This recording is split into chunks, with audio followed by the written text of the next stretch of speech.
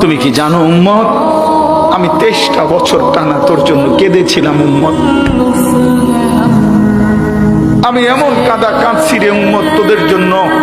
এশার নামাজের পরে দাঁড়াইছি, ফজরের আজান পর্যন্ত আমি আমার মালিকের কাছে তোদের জন্য, উম্মতের জন্য চোখের পানি ফেলে কাঁদছিলাম।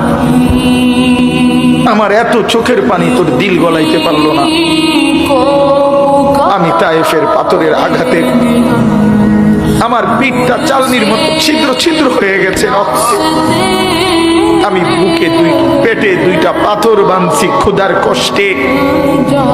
আমি উহুদের দান শহীদ করা রক্তে উহুদের ময়দানে পড়েছিলাম বেহুশ হয়ে।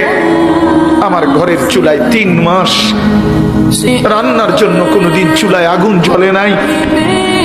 আমার এত চোখের পানি, এত রক্ত, এত ক্ষুধার কষ্ট, কিছুই তোর মন গলাইতে পারলো না।